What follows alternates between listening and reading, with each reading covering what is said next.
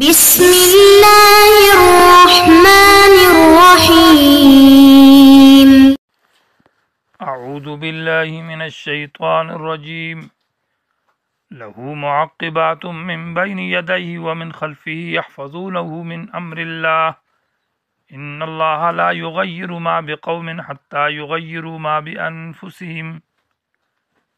وَإِذَا أَرَادَ اللَّهُ بِقَوْمٍ سُوءًا فَلَا مَرَدَّ لَهُ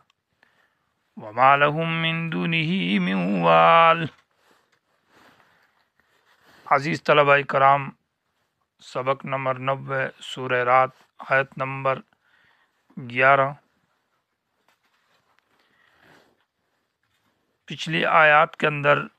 اللہ تعالیٰ کی خالقیت اور علم کا ذکر تھا کہ خالق بکل شیء اللہ ہے اور عالم بکل شیء بھی اللہ ہے۔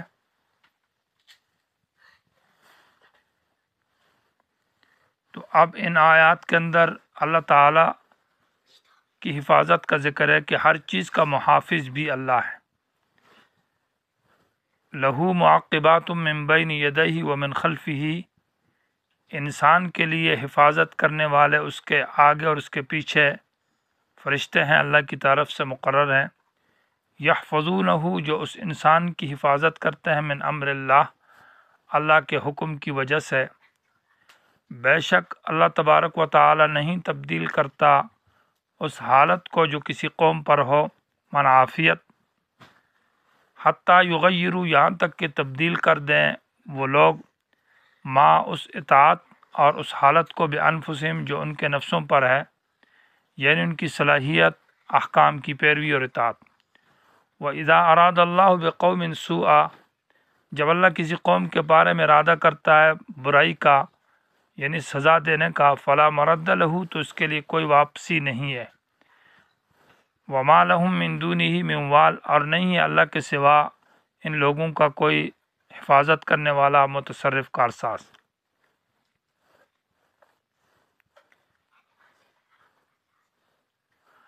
معقبات، یہ باب تفعیل ہے، لیکن معنی میں یہ باب تفاعل کے معنی میں استعمال ہے۔ معقبات بمعنی متعقبات بات کے ہے، اور متعقبات یہ جمع ہے متعقبتن کی، اس جماعت کو کہا جاتا ہے متعقبہ جو دوسری جماعت کے پیچھے آئے متصل اس کی حفاظت کرے۔ تو معقبات بمعنی متعقبات کے بمعنی حفاظت کرنے والے فرشتے، من بین یدیہ، انسان کے آگے ہوتے ہیں، وہ من خلفہ، اور انسان کے پیچھے ہوتے ہیں۔ یا معقبات اپنے ہی معنی کے اندر ہے، باب تفعیل ہے، تعقیب، عقب یعقب، تعقیب کا معنی دور کرنا۔ تو انسان کے پاس جو فرشتے ہوتے ہیں ان سے عقوبت کو، مصیبت کو اس سے دور کرتے ہیں، اس کو بچاتے ہیں۔ حدیث شریف میں آتا ہے، بخاری شریف کی حدیث ہے کہ انسان کے کرامن کاتبین کے علاوہ جو فرشتے ہیں وہ دو وقت میں انسان کی دو قسم کی جماعتیں ہیں، اور صبح کی نماز میں وہ تبدیل ہوتے ہیں اور عصر کی نماز میں بھی تبدیل ہوتے ہیں۔ تو ایک جماعت آتی ہے پھر دوسری جماعت چلی جاتی ہے، تو وہ انسان کی حفاظت کے لیے مقرر ہے۔ ایک تو ہے کرامن کاتبین، جو نیکیاں لکھنے والا فرشتہ ہے وہ دائیں طرف بیٹھتا ہے، اور جو برائیاں لکھتا ہے تو وہ بائیں طرف ہے۔ وہ تو ہر انسان کے ساتھ ہر وقت ہوتا ہے۔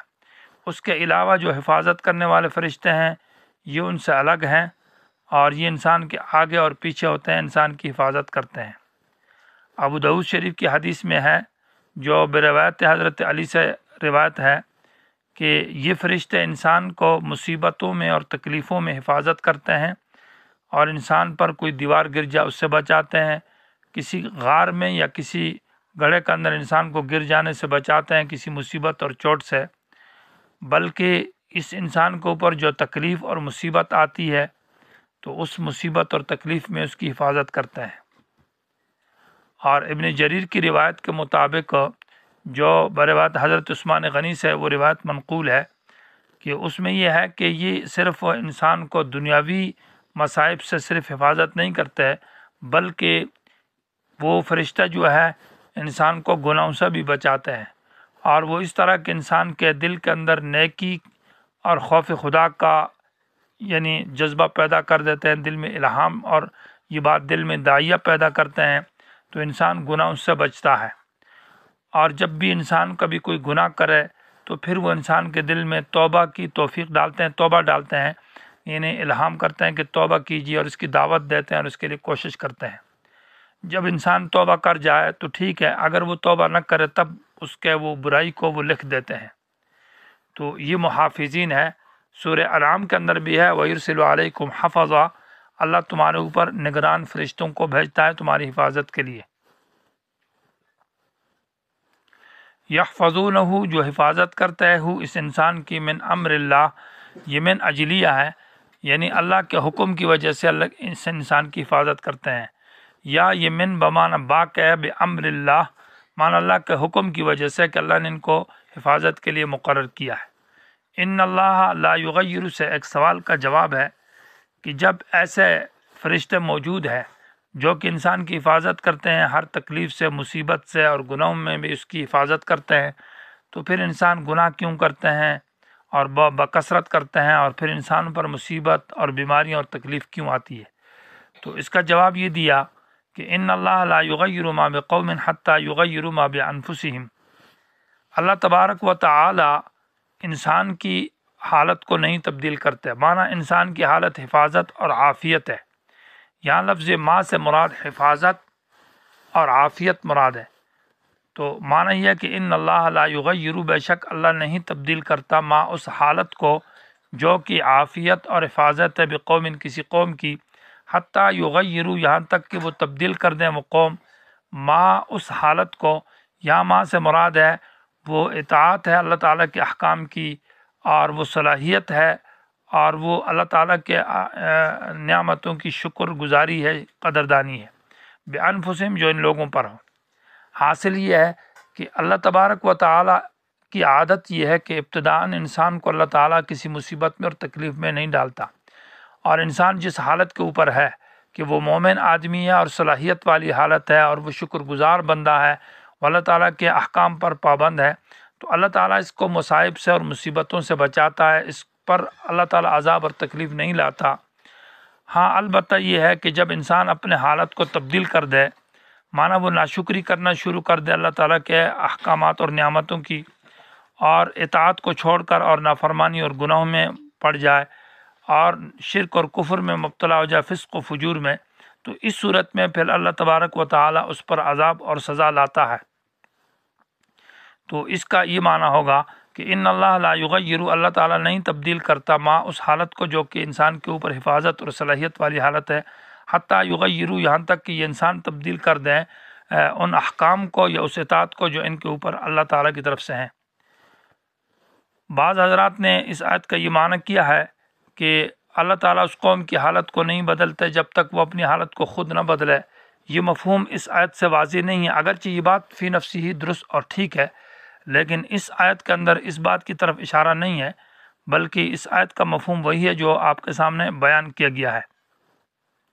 وَإِذَا أَرَادَ اللَّهُ بِقَوْمٍ سُوءًا فَلَا مَرَدَّ لَهُ، ہاں اللہ کی تقدیر سے یہ فرشتے نہیں بچا سکتے، اللہ تعالیٰ تو قادر ہے، اور اللہ کی تقدیر کا یہ فیصلہ ہے کہ جب اللہ تعالیٰ کسی کو مصیبت لانا چاہے، بیمار کرنا چاہے، ہلاک کرنا چاہے، تو وہ تقدیر والا فیصلہ آ کر رہتا ہے، اللہ کی اس قدرت اور تقدیر کو کوئی چیز ٹال نہیں سکتی۔ وَإِذَا أَرَادَ اللَّهُ، گویا کہ یہ حفاظت کی یعنی مصیبت کو دور کرنے کی دوسری وجہ ہے کہ جب اللہ تعالیٰ ارادہ کرتا ہے کسی قوم کے اوپر سوءاً برائی اور تکلیف کا، تو فلا مرد لہو، یہ مرد مصدر ہے بمعنی لا راد لہو، معنی اس تکلیف کو واپس کرنے والا کوئی نہیں ہے، ٹالنے والا کوئی نہیں اللہ کے سوا۔ وما لہم من دونہ من وال، جب اللہ تعالیٰ کی تکلیف کو کوئی دور نہیں کر سکتا، نہ یہ فرشتے کر سکتے ہیں، اور نہ فرشتوں کے علاوہ اولیاء، بزرگ ولی جن کو یہ لوگ پکارتے ہیں مشرکین، نہ وہ دور کر سکتے ہیں۔ وما لہم، نہیں ہے ان لوگوں کے لیے، من دونہ، اللہ کے سوا، من وال معنی کوئی متصرف، کوئی حفاظت کرنے والا اور بچانے والا۔